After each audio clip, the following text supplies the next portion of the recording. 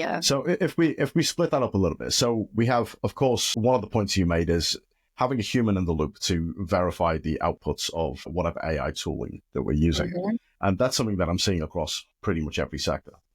The other way I'd like to split this up is you have, if we take like a five forces lens, like we have the things that everybody can do, or there's a very low barrier to entry. So if I've got a business, it's a legal business, and I can go and buy a tool for whatever the license cost of a particular tool is, and I can implement it into my business by enterprise license or a team license or something like that.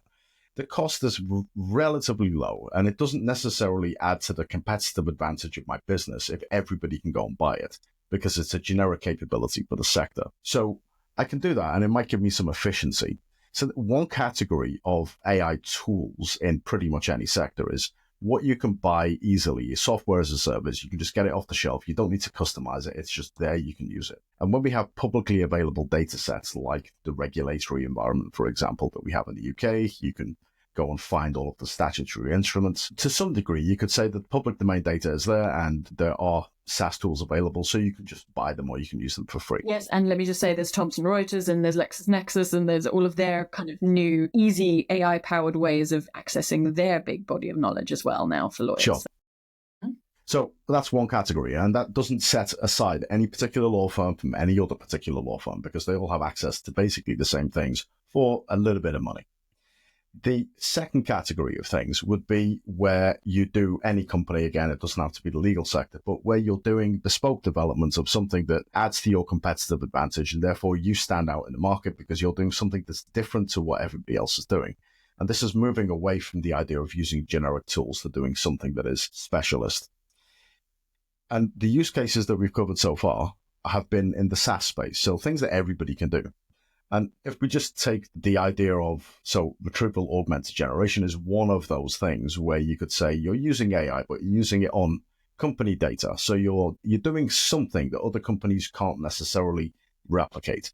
It's not the AI, it's the data. Yes, can't easily be absolutely replicated. But if we look at that space where we're talking about companies trying to build a competitive advantage, trying to stand out from the crowd, trying to have a USP in the market, are there any use cases for AI in that space? Are you seeing a lot of companies pilot things, develop things, do things that are special?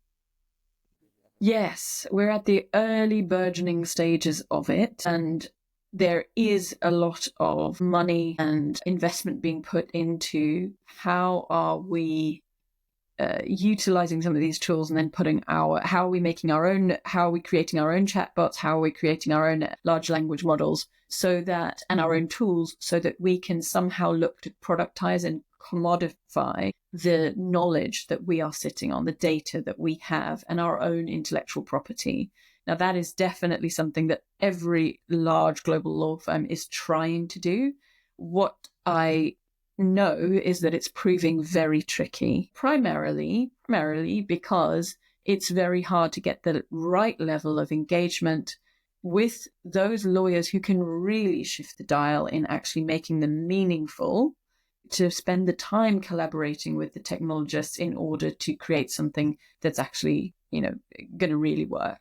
That is the key problem, and the main problem there is the same thing that I mentioned in the first session that we had, which is freeing up time from the billable hour.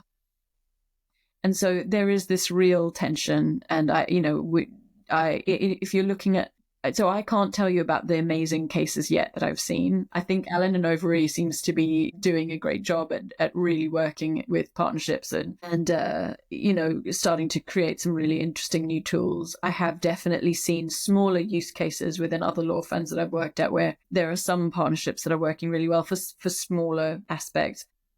But in terms of really commodifying what is our intellectual property, how are we then taking it out there to the market? I think there are some slightly smaller law firms that are like Waitman's that are actually doing some really interesting things in commodifying and creating apps that are very useful for clients. That is something that I'm starting to see. There are some apps where the lawyers and the business process analysts and the technologists have come together and they've created an app that has a spin on it that, it is based on the guidance from lawyers in their firm who really know what they're doing, and they've created a way of you being able to engage with the regulatory environment, and they are able to shift it and change it in real time. It's modular in the sense that it can always adapt to changes, and clients can then use these apps as but it's not, these are for smaller use cases that I have seen. So far, I'm still waiting to see that sort of big bang where a law firm is able to say, well, here's a way of you paying for a service that can essentially, you can get a bot, you can pay for a bot that will give you the right level of kind of lawyer's opinion that's got our branded name on it. That's interesting, because there are three levels to that, right? So the level one is effectively I can go to ChatGPT, Google, Copilot, something. I can go to a free, publicly accessible tool and get some level of legal advice. Some level, or I can go to a hotshot lawyer and get the best signed off advice, which has all of the contracting and risk governance and all of this stuff is taken care of. Or there's the middle ground where you say, well, I can go to an agent and it has been validated that it is correct by a law firm. And that's what this tricky area. Seeing a lot more of. There is an impetus always to disclose where some kind of output, some kind of documentation, a deliverable that is given to a client will have to say, this has been created with the influence of AI tools. It'll have to have that stamp on Transparency. it. Yeah. It is such a difficult environment, though, for law firms, because there are many big clients, especially in the banking and other regulated spaces, where it's becoming so difficult. But there are some clients that are saying, absolutely, we don't want any AI involvement in this. And that's becoming increasingly almost impossible to completely avoid, seeing as these tools are just everywhere. And why is that?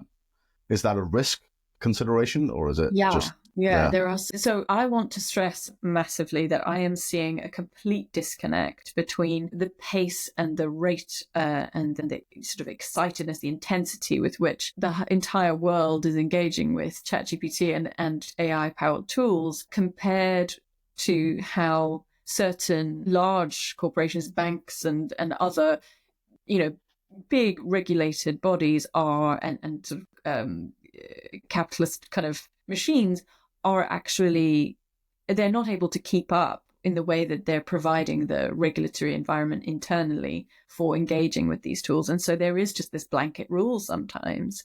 And so that's where there's a real challenge. And that's where obviously the big four are still making its money with the human consultants for now.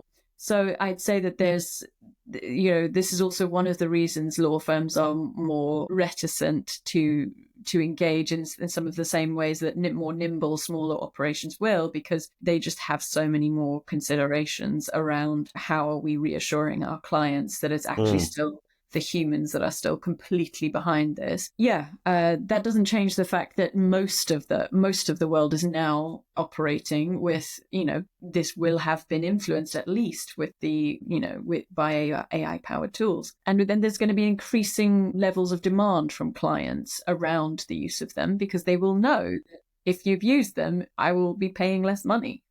I will get more value for money.